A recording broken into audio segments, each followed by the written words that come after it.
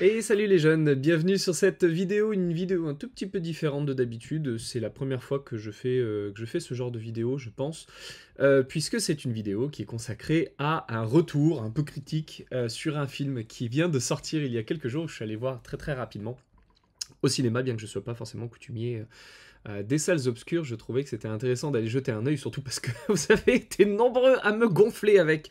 Donc je me suis dit que j'allais aller le voir. Il s'agit du film dont le titre original est Tarot et qui a été transformé en français parce qu'on aime bien transformer les noms de films pour foutre des titres merdiques à la place en les cartes du mal. Voilà, donc vous trouvez ça sur le nom les... Mon Dieu. Voilà, histoire de rajouter encore un petit peu on va dire, de mauvaise énergie autour du tarot qu'on considère déjà comme étant pour beaucoup une œuvre diabolique. Voilà, donc on va parler un petit peu de ça, on va parler un peu du film, mais on va parler aussi des idées qui se trouvent derrière et puis de ce qu'il est possible d'en dire, de ce qu'on retient, de ce qu'on a gardé. Donc c'est pas, je suis pas là en tant que critique de cinéma, vous aurez le loisir d'apprécier ou non, peut-être plus vraisemblablement le ou non, la qualité intrinsèque du film, mais on va quand même en parler un petit peu parce que ça reste toujours intéressant. Alors, tout d'abord, le film en lui-même, les cartes du mal, bon, déjà, le titre, c'est pas anodin de changer comme ça de titre. Évidemment, dans cette pensée il faut faire attention parce que le tarot c'est dangereux, c'est la porte ouverte sur les enfers. Bon voilà, on rajoute évidemment une couche là-dessus. Pourtant, ce qui est intéressant, c'est que le film se concentre beaucoup sur le mélange entre le tarot et l'astrologie. Alors, vous allez voir à quel point c'est un petit peu risible parce que c'est très. C'était histoire de cocher les cases. Voilà. Histoire de dire on parle à tout le monde, on parle aux voyants et on parle aux astrologues. Pour une raison aussi très simple, c'est que les gens aiment beaucoup se retrouver dans leur signe astrologique, et donc on va aborder également ce sujet-là. Alors de quoi parle le film? En gros, c'est une clique de jeunes qui se retrouvent lors d'une soirée. Je vais tâcher de ne pas vous spoiler, mais de toute façon, il n'y a pas grand-chose à spoiler, hein. Ce sont des films qui sont un peu télescopés, donc on sait d'avance ce qui va se produire. Globalement, le but, c'est pas que tout le monde termine en vie et en bonne santé, heureux, avec de nombreux enfants, et évidemment, on va avoir des choses un petit peu glauques, donc c'est pour public averti. Et donc cette petite clique de jeunes se retrouve pour fêter l'anniversaire d'une des personnes de la bande dans une maison qu'ils ont louée, voilà, comme un peu en B&B. Et puis ils se retrouvent à un moment donné à tirer des cartes qui se trouvaient dans cette maison et qui était un jeu de cartes enfermé dans une boîte en bois avec des symboles étranges et effrayants, c'est-à-dire des signes astrologiques et un pentacle. Parce que le pentacle évidemment fait peur, puisqu'on sait bien sûr que c'est le signe de El Diablo, bien entendu. Et donc il se retrouve à se tirer les cartes et à faire des prévisions, et à partir de là, les choses se barrent en arachide. Alors, de quoi parle maintenant le film on va dire, sous intrigue? On se retrouve devant simplement des jeunes qui se font agresser par des entités diaboliques issues des cartes du jeu de tarot, et qui donc représentent des personnages que nous on connaît, bien entendu. On va retrouver le fou, on va retrouver le magicien, on va retrouver la grande prêtresse, on va retrouver l'ermite, on va retrouver le diable, et un petit peu l'amoureux qui ressemble pas du tout, en plus c'est un seul personnage et il est censé figurer l'amoureux, à un moment donné le pendu qui est une espèce de ghoul goloumesque dégueulasse. Bref, on n'a pas grand chose, on voit pas tous les personnages, on n'en voit que quelques-uns. Bon. Euh, à l'extérieur de ça, un petit peu en arrière-plan, on a des flashbacks historiques qui expliquent que voilà, c'est un jeu de tarot, celui qui a été tiré, qui a été créé par une dame qui était une voyante, qui était une astrologue. Voilà, on dit c'était une astrologue. Donc il est normal que puisqu'elle est astrologue, elle tire les cartes, exactement comme moi.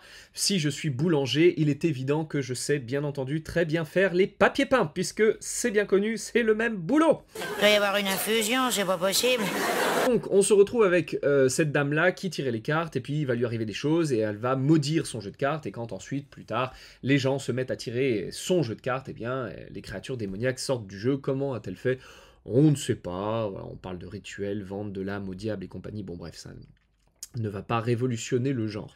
Et qui, en plus de ça, ne s'épargne pas des petites erreurs, comme par exemple le fait de nous présenter un jeu de tarot, qui est en fait totalement un héritage des jeux anglo-saxons, puisqu'on retrouve dedans des arcanes majeures qui représentent les personnages davantage, enfin qui représentent, quand on parle du magicien au lieu du battleur, quand on parle de la grande prêtresse au lieu de la papesse. Quand on parle de l'amoureux au lieu des amoureux, forcément, on sait très bien qu'on n'est pas sur un tarot qui est franco-français, qui n'est pas marseillais. Voilà, on est clairement sur un tarot anglais. Et alors, on nous raconte l'histoire, voilà, de cet astrologue qui créait le jeu à une époque où en fait les premiers jeux anglais n'avaient pas été créés, où le Rider n'était pas publié. Donc bon, voilà, on sent qu'il y a un peu de l'anachronisme dans l'air. On s'embête pas trop avec ça. Alors, petite mention intéressante d'un point de vue graphique, parce que le jeu de tarot, on le voit. Et je le trouve assez parlant. Les grands férus de tarot et les grands fans atteints de collectionnite aiguë auront reconnu un peu le style dont je suis absolument intimement persuadé que le réal a dû prendre comme inspiration, qui est une inspiration très claire du Deviant Moon, voilà, qui est un jeu avec ces espèces de personnages effrayants, de clair-obscur, de trucs un petit peu glauques, un petit peu spooky, mais qui est un jeu moi, pour lequel j'ai beaucoup d'affection, je le trouve très joli, je l'aime bien. Alors en plus de ça, il existe en plusieurs versions différentes, et vraiment chaque édition dégage une énergie à chaque fois très, très spécifique, très particulière, mais j'aime beaucoup. Voilà, donc pour parler du film en lui-même, on se retrouve donc avec cette petite demoiselle au début du film qui va faire des tirages pour ses petits copains en mélangeant tarot et astro. Ça, on va en parler parce que c'est un point qui est important d'aborder, puisque dans le film, on en parle comme spécifiant la chose suivante. La fille en question, la jeune, explique que chaque arcane du tarot est associé à un signe du zodiaque. Et là, on sent bien qu'il y a eu énormément de recherches qui ont été faites en arrière-plan, puisque mathématiquement, cela se prouve très facilement. 12 signes du zodiaque, 21 arcanes majeurs, 22 si on veut. Voilà, donc évidemment, les mathématiques donnent raison à cette théorie tout à fait valide. Et en cours de route, en fait, les associations qui sont faites ne sont pas faites entre les arcanes et les signes, mais sont faites entre les arcanes et les planètes, où on nous dit, en fait, voilà, Mars par exemple, puisque toi tu es Bélier, ta planète c'est Mars. Encore faut-il évidemment que l'astrologie soit d'accord avec ça. Ta planète c'est Mars, et Mars est la planète qui est associée à la maison Dieu. Donc voilà, c'est pour ça qu'elle apparaît dans ton tirage. Pourquoi ? Voilà, il n'y a pas d'explication à trouver, c'est comme ça, vous écoutez ce qu'on vous dit, et puis c'est tout. Et finalement, voilà, on a en fait, on a un tirage, le tirage qui est fait en cours de route par la jeune fille. Et le tirage certainement le plus con de la planète, puisque c'est celui simplement de la roue astrologique, c'est-à-dire on vous fait un tirage avec 12 cartes en cercle, plus une troisième au milieu, avec une dernière au milieu, pardon, une 13e au milieu. Et puis l'interprétation se fait comme ça, c'est-à-dire la personne vient, s'installe devant la jeune fille et qui dit alors toi, t'es balance, donc voici, toi t'aimes ça, toi t'aimes ça. Alors ce qui est très intéressant, vous écoutez très très bien ce qui se passe si vous allez voir le film, dans ce qu'elle dit, puisqu'en fait elle coche toutes les cases des pièges psychologiques que les mauvais voyants vont sortir à tout le monde, ou que les mauvais astrologues vont sortir à tout le monde, c'est-à-dire l'effet forêt d'un côté et l'effet arc-en-ciel de l'autre. L'effet forêt, c'est quoi ? Ce qu'on appelle aussi l'effet Barnum. C'est on sort une généralité dans laquelle absolument tout le monde va se retrouver. Et puis l'effet arc-en-ciel qui se combine très bien au premier effet, qui est dire quelque chose et son strict opposé pour que, statistiquement, la personne puisse se retrouver au moins dans l'un des deux. Exemple combinant les deux, merveilleusement, vous êtes quelqu'un de très calme, mais quand on vous cherche, on vous trouve. Sans déconner. Donc voilà, bon, c'est ce genre de choses qu'on a dans le film. Alors on nous dit, oui, alors t'es tel signe et telle ascendance, qui veut donc dire que t'aimes bien ça, tu fais... Et en fait, on a des tirages qui sortent avec des interprétations qui sont, enfin franchement, je pense que Elle Magazine fait mieux. Mais ça reste intéressant en tout cas de voir, voilà, le processus de tirage, d'interprétation, je trouve ça quand même assez intéressant. Donc malheureusement on glisse évidemment très facilement sur peut-être les clés internes d'une lecture de tarot, comme les états modifiés de conscience, la possibilité de modifier évidemment les tirages, mais tout ça c'est des choses qui sont plutôt du monde sérieux, des gens qui font correctement leur travail, et ça n'a pas grand chose à voir bien malheureusement avec un film qui se veut un peu slasher, supernatural. Donc bon voilà, on laisse, on accepte de prendre le peu de qualité qu'il y a dans le film, et puis de se réjouir voilà, pendant 1h30 dans une salle de ciné à bouffer du popcorn, c'est toujours sympa. Je voulais au moins aborder par contre d'un point de vue technique des choses qui sont abordées dedans. Bon, là j'ai parlé des effets psychologiques, ça fait partie des éléments qui sont extrêmement importants. De comprendre que quand on fait des tirages, qu'on le veuille ou non, c'est comme ça d'ailleurs que je démarre mes formations pour former des tarologues et des taropeutes. C'est la première chose que je dis, vous n'avez pas le choix, vous allez utiliser des pièges de charlatans à un moment donné, vous allez manipuler les gens, vous allez être dans une phase où de toute façon les personnes qui viennent vous voir vous mettent dans une position où on vous donne les armes pour les manipuler. Vous ne pouvez pas empêcher la situation de se présenter. Par contre, il faut le savoir et il faut connaître ces pièges-là, il faut savoir quelles sont les ficelles qui sous-tendent les consultations, parce qu'il faut arriver à repérer les processus fallacieux dans lesquels on rentre involontairement, parce que c'est très insidieux, pour pouvoir les désamorcer le plus rapidement possible et revenir en faisant un travail qui est réellement intégratif par rapport à la personne, c'est-à-dire vraiment d'apprendre en faire quelqu'un qui va être acteur de sa vie, pas uniquement spectateur. L'autre chose qu'il y a dans le film, c'est qu'on spécifie que mélanger le tarot avec la lecture des astres, ou des constellations, je crois qu'ils disent des constellations, parce que c'est un mot un peu compliqué, il y a plus de 2 syllabes, donc ça épate, c'est la forme de divination la plus puissante du monde. Et donc on le fait en faisant une roue astrologique. Voilà. Et en fait, tout le long du film, c'est oui, mais quand j'ai questionné les signes, quand j'ai questionné les constellations, quand j'ai interrogé les astres, t'as fait un fucking tirage de tarot, d'accord? T'étais pas dehors avec ton télescope, t'étais pas en train d'invoquer des divinités, t'étais pas en train de répéter des yogas, enfin, ça n'a évidemment aucun sens. Aucun sens. Il est très important de mentionner également que l'astro, c'est l'astro. Le tarot, c'est le tarot. Et les papiers peints, c'est pas de la pâtisserie. D'accord? Ça ne se mélange pas. Ça ne veut pas dire qu'on ne peut pas les mélanger. Moi, je fais des tirages où je vais dire, par exemple, tiens, je vais tirer une carte pour voir, pour les béliers de premier décan, tiens, comment ça va se passer au cours de la semaine. Tout le monde ne va pas forcément s'y reconnaître, mais certains peuvent éventuellement, effectivement, s'y reconnaître. On peut utiliser ça comme étant, comment je peux dire, une convention de lecture. Mais dans la nature intrinsèque du tarot, non, le tarot, c'est le tarot. Le tarot n'est pas les lettres de l'alphabet hébraïque. Le tarot n'est pas l'alchimie. Le tarot n'est pas la franc-maçonnerie. Le tarot n'est pas les Templiers. Le tarot n'est pas toutes ces choses-là qu'on met en plus. Le tarot n'est même pas, par exemple, de la numérologie. Et pourtant, il y a des mots et il y a des numéros sur les cartes.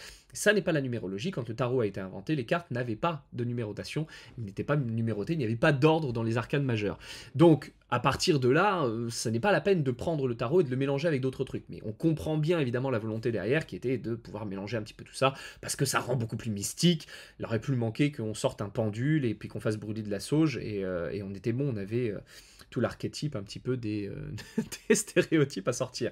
L'astro est une pratique à part, le tarot est une pratique à part, et je pense qu'il est très très important quand on pratique justement de commencer à ne pas mélanger les choses. On peut les mélanger plus tard quand on maîtrise suffisamment bien tous les éléments et qu'on est capable de les faire communiquer les uns avec les autres sans les faire se confondre les uns avec les autres, parce que c'est là où ça peut devenir un peu dangereux.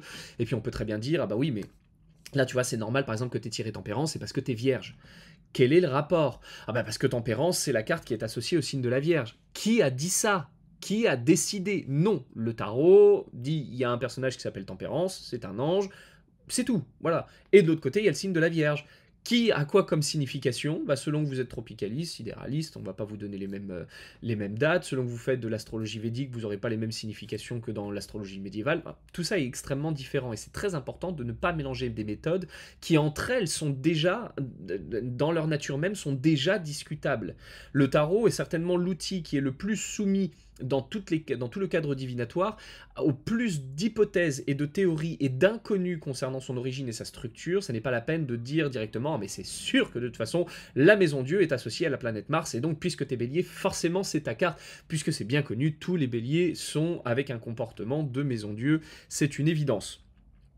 Évidemment, ce qu'il y a comme ficelle importante derrière également ce film, c'est tirer les cartes, c'est dangereux. Je vais pas refaire tout un laïus là-dessus, hein. Je pense que si on avait tous risqué d'invoquer 1001 démons dans nos maisons simplement parce qu'on avait tiré des cartes, ça fait longtemps qu'on aurait disparu et qu'on serait nombreux à avoir de sacrées emmerdes, à être collés au plafond, à avoir la tête qui tourne à 360 degrés, en récitant des psaumes en latin et en insultant votre mère, d'aller sucrer des frites en enfer, vous voyez. Là, c'est pas le cas. Donc, c'est toujours cette idée, cette espèce de menace un petit peu ambiante. C'est comme avec les tables de Ouija, on est totalement effrayé, flippé à l'idée d'avoir une table de Ouija à la maison, surtout quand en plus ça ressemble à des jouets, alors que la table de Ouija est une création du groupe Hasbro. Et donc on se dit, ah mais attention, c'est pas un jouet, mais en fait si, ça a été d'ailleurs breveté comme étant un jouet, c'est normal qu'on le retrouve en tant que jouet. Alors après, sur le fond, c'est largement discutable, je suis entièrement d'accord. Moi, je préfère qu'on apprenne aux gamins déjà à écouter leurs propres émotions avant d'écouter les émotions des morts. Je suis totalement d'accord. Mais c'est pas du tout le sujet, on pourra éventuellement en discuter à l'occasion. Ceci étant, voilà, concernant le tarot, on met toujours énormément de crainte également. Attention, ça peut attirer le malheur à force d'en parler. Mais en fait, ce qu'on ne réalise pas derrière, c'est que même ne pas parler du malheur ne l'empêche pas de venir. Vous voyez, pendant très longtemps, on ne parlait pas de la mort dans les maisons parce qu'on se disait, parler de la mort peut la faire venir. Et puis soudainement, quand quelqu'un mourait, ah ah, tu vois, je te l'avais dit, mais j'en ai parlé il y a 6 mois. Oui, mais c'était peut-être le temps qu'elle débarque. Venez peut-être en calèche. Quand on est une faucheuse, on peut pas prendre le tram, vous voyez. Ensuite, il y a cette idée également derrière de ne pas tirer les cartes qui sont à quelqu'un d'autre. Entendons derrière que ça répond évidemment à cette croyance de personne ne doit toucher mon jeu et je ne peux pas toucher le jeu des autres. Alors moi, ça fait 30 ans que je fais des tirages de cartes avec mon jeu, avec le jeu des autres, avec des jeux que j'emprunte, avec des jeux que j'ai laissés entre les mains de chacun de mes clients et de mes élèves. Je n'ai absolument aucun problème là-dessus. Maintenant, soyons très clairs. Si vous avez peur que quelqu'un touche à votre jeu, pour rappel, à l'imprimerie, quelqu'un a touché les feuilles. Ensuite, il y a eu le conditionnement, la mise en condition, l'empaquetage. Puis ensuite, il y a eu le transport. Puis ensuite, il y a eu les magasins avec les vendeurs. Et puis ensuite, les clients qui l'ont touché. Et ensuite, vous, peut-être que vous vous l'êtes fait livrer. Donc, il y a le livreur également. Et ensuite, vous l'avez eu entre les mains. A priori, vous n'avez pas flambé non plus dans les flammes de l'enfer atrocement, simplement parce que quelqu'un avait mis les mains sur le jeu que vous avez décidé de faire votre possession. Vous voyez ? Moi j'ai un point de vue assez sévère là-dessus parce que je pense qu'il faut faire très attention quand on parle d'énergie et autres parce qu'on peut mettre tout un tas d'étiquettes sur tout un tas de choses et surtout sur tout ce qui n'est pas en rapport avec l'énergie. Ce que j'explique depuis maintenant des années et sur lequel je confirme chaque jour qui passe mon avis, c'est qu'il n'y a pas d'énergie sur un jeu de cartes. Il n'y a pas d'énergie, vous pouvez faire tout ce que vous voulez, vous pouvez lui faire subir tout ce que vous voulez, votre jeu n'aura pas d'énergie. L'énergie, c'est ce qui se dégage de nous, les humains, les animaux, les plantes, les arbres, tout être vivant, qui va avoir une production énergétique à l'intérieur de son corps, qui est en fait simplement le résultat de l'activité biochimique, généralement du système nerveux. Alors bon, malheureusement, on va parler des plantes qui ont un système nerveux qui est extrêmement faible, puisque c'est un système nerveux végétatif qui est de base, qui permet quand même d'avoir des actions et des réactions. Tous ceux qui ont eu entre les mains, par exemple, une Dionée ou un Mimosa pudica, ont très bien vu la réaction qui tout de suite se fait. Vous avez une Dionée, vous avez des petits poils sensitifs à l'intérieur, vous savez, c'est les espèces de plantes carnivores avec des pinces comme ça. Vous avez des petits poils à l'intérieur sensitifs, vous en touchez un, il ne se passe rien. Vous attendez quelques minutes, vous touchez un deuxième, il ne se passe rien. Par contre, si vous en touchez un, puis un deuxième très rapidement, ça se ferme. Le Mimosa pudica, c'est pareil. Vous passez le doigt sur les feuilles, elles se referment comme ça. Donc il y a un système nerveux. Et c'est ce système nerveux, chez les plantes, chez les animaux, chez nous, qui va produire de l'énergie. Nous sommes émetteurs d'énergie. Mais l'énergie, elle ne vit que parce qu'on émet cette énergie. C'est en fait une pollution. L'énergie est une pollution. C'est un résultat d'une activité qui est organique. Quand vous prenez un jeu de cartes, c'est du carton, c'est du papier, c'est de l'encre, c'est inorganique. Alors évidemment, dessus, peut-être que vous pouvez retrouver des petits parasites, des petits microbes, des petites choses qui, elles, vont transporter de l'énergie. C'est possible. Lorsque vous avez certains tissus qui sont des tissus d'origine animale, comme par exemple du cuir ou du coton, ils peuvent peut-être transporter encore des résidus d'énergie parce que ça vient d'un organisme, en fait. Ça pousse, c'était de la cellule vivante, c'était quelque chose qui était en croissance, donc forcément ça peut avoir de l'énergie. Quand vous avez un jeu de cartes, il n'y a pas d'énergie dessus. Et je mets au défi n'importe qui persuadé du contraire d'arriver à me le prouver, vous n'y arriverez pas, simplement parce que ça fait partie du cadre de la croyance et de ce, on va dire un petit peu de cette espèce de pacte de loyauté tacite qu'on a formé avec nos ancêtres, qui avaient des croyances et qu'on continue d'animer parce que c'est comme ça, parce qu'on a grandi avec ça, parce que ça fait partie de nos gènes et parce que c'est plus rassurant d'y croire que de se laisser abandonner dans un univers où il n'y a plus de repères du tout superstitieux, c'est extrêmement compliqué, vous voyez. Mais votre jeu de tarot, le vôtre comme le mien, n'ont pas d'énergie. Ce qui n'empêche pas qu'ils ne peuvent pas quand même transporter des choses. Mais ça, c'est un autre sujet. Je pourrais faire une vidéo là-dessus en parlant de dermo-optique, par exemple. Donc, les cartes, voilà, dedans, on explique qu'il ne faut pas utiliser le jeu de quelqu'un d'autre parce que c'est très dangereux. Vous pouvez faire ce que vous voulez. Si ça vous rassure d'avoir votre jeu à vous et que personne n'y touche parce que c'est une chose précieuse et que vous la sanctifiez, c'est très bien. Plus vous allez mettre du sacré et du précieux dans ce que vous avez et dans ce que vous faites, plus la qualité de votre travail pourrait potentiellement se bonifier, puisque justement, on met du précieux là-dedans. Mais vous pouvez très bien, effectivement, laisser les gens toucher vos jeux de cartes. Enfin, vraiment, il n'y a absolument aucun souci là-dessus.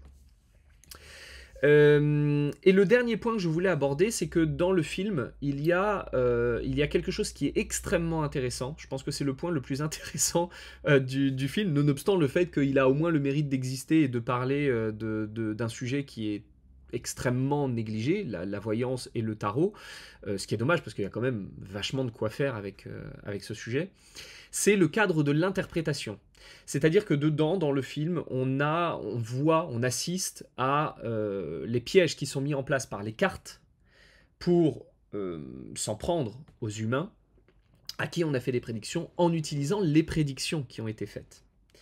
Et en fait, je trouve ça très intéressant parce que dans le film, on présente la manière dont une interprétation peut être comprise de plusieurs manières différentes et toujours rester juste. Et ça, je trouve ça extrêmement intéressant et extrêmement pertinent, même si c'était peut-être pas une volonté première de la part du réalisateur de faire un point pédagogique sur les risques de l'interprétation et du biais cognitif, du biais de confirmation dans le cadre d'une consultation de voyance. Je suis pas persuadé que c'était sa volonté première, mais je trouve tout de même intéressant de pouvoir mettre ça en lumière qu'à un moment donné, on peut interpréter quelque chose et ce qu'on dit est juste, est en accord avec ce que les cartes racontent, c'est-à-dire qu'on n'a pas galvaudé le message des cartes, ça reste en adéquation avec le message initial, mais la manière dont ça va être entendu, ou la manière dont ça va être compris, ou la manière dont ça va être appliqué, ne va peut-être pas être la manière dont les cartes voulaient mentionner le message ou dont le voyant a transmis. Parce que lui-même, le voyant, quand vous êtes tarologue, que vous tirez ou que vous êtes pas forcément tarologue, mais vous pouvez être simplement cartomancien, et que vous faites un tirage de cartes avec un oracle ou un tarot, et que vous donnez votre interprétation, en fait, quand vous voyez les cartes, vous avez un ressenti, puis la manière dont vous allez le transmettre, ben, c'est déjà une transformation, c'est déjà plus que les cartes racontaient, parce que ben, on a eu nos sensations à nous à l'intérieur, et puis on a compris ça d'une certaine manière, et on a essayé de l'exprimer avec des mots qui étaient fatalement tronqués par rapport à ce que la réalité est capable d'expliquer. Et ça, je trouvais que c'était hyper intéressant, par contre, cette idée de « Ah tiens, l'interprétation, effectivement, c'est exactement ce que je lui ai dit. » Bon, voilà, après, ça n'empêche pas, malheureusement, de tomber dans les écueils assez classiques de l'interprétation a dit que j'allais mourir dans un endroit exigu, en mouvement, avec des chiffres. Du coup, je vous emmerde et je rentre chez moi en prenant un ascenseur, puisque ça me paraît être une excellente idée. C'est parfaitement rasoir, extraordinairement pénible. À un moment donné dans le film, il y a une des filles à qui on dit, voilà, il y a déjà des gens qui sont morts, et on lui dit t'es la prochaine, et souviens-toi de l'interprétation. Dans ton interprétation, on t'a dit ne sois pas buté et fais appel aux autres, ne t'isole pas, ne pars pas, ne fuis pas. Et qu'est-ce qu'elle fait? Elle dit oh mon Dieu, je suis la suivante, je m'enfuis. Et elle part toute seule comme une conne. Mais oui, bah écoute, vas-y, y a pas de problème, t'as un écriteau immense de 5 mètres sur 12 marqué c'est par ici la mort, et ça clignote, et elle fait quoi? Bah j'y vais. Voilà, c'est parfaitement rasoir parce que ça, c'est le genre de truc qui, moi, me gonfle assez prodigieusement dans les films, c'est quand on a des comportements que absolument personne sur cette planète n'aurait, ni dans le discours, ni dans les actions. Bon, faut pas s'attendre à un final extraordinaire, c'est pas du grand spectacle, c'est un film qui se regarde quand on a vraiment rien d'autre à foutre. Après, quand vous payez 11 à 13 balles une place de ciné, franchement, ça fait mal au huc. Donc, c'est toujours, bon, voilà, attendez peut-être qu'il sorte, voilà, vous l'aurez sur des plateformes de streaming dans moins de 6 mois, ça ira très bien. Mais bon, au moins, comme je disais, ça a le mérite d'exister, et puis ça aborde un sujet qui est quand même intéressant et qui nous plaît plutôt pas mal. Et puis c'est rigolo aussi de se dire, tiens, allez, on va voir un film. On peut accepter l'idée de se dire, tiens, je vais voir un film qui pourrait, il manque quelques détails mais qui pourrait être un petit navet sympa.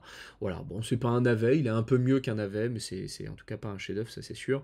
Mais voilà, je vous trouvais en tout cas intéressant ces petits points à aborder, le rapport à l'astrologie, le rapport au tirage de cartes, est-ce que c'est dangereux de toucher les cartes de quelqu'un d'autre, la manière dont on interprète les tirages qui ont été faits, et puis est-ce qu'on mélange le tarot et l'astro. Voilà, ça faisait partie de ces éléments que je voulais mentionner avec vous, et puis vous donner mon avis aussi là-dessus, parce que comme je pense que vous avez été pas loin d'une trentaine certainement, m'envoyer un message en me disant est-ce que tu l'as vu alors qu'il n'était pas encore sorti. Non, je ne l'avais pas encore vu, mais maintenant je l'ai vu. Je vais pas regretter de l'avoir vu, mais je retournerai pas le voir, vous voyez. Donc bon, écoutez, si vous l'avez vu, n'hésitez pas à me mettre un petit mot, laissez-moi un commentaire. que ça soit sur Facebook ou que ça soit sur YouTube, peu importe, c'est avec plaisir. Et puis voilà, de me dire ce que vous avez pensé du film, ce que vous avez pensé du jeu, ce que vous avez pensé de la vision donnée par le film sur le tarot et sur la pratique du tarot, parce que, bah, mine de rien, ouais, j'aimerais bien qu'il y en ait un petit peu plus et qu'on parle un petit peu plus de nous. Alors, j'aimerais bien qu'on parle un petit peu plus de nous sans l'angle de les voyants sont tous démoniaques et ils font des malédictions sur leur jeu pour tuer des gens plus tard. Pour quelle raison? Aucune logique. En plus, il n'y a aucune raison logique. Rien ne va, mais vraiment rien ne va. De toute façon, on a terminé le film avec mon chéri, on était consternés comme ça. Il y a le générique défilé, et on s'est regardé, on s'est dit, oh, c'est pas possible. Et bon, bref, ça, voilà, au moins ça existe, c'est déjà ça. Écoutez les enfants, j'attends vos retours sur le film si vous l'avez vu, et puis bah, on se retrouve très vite pour des nouvelles vidéos, comme d'habitude. Bisous.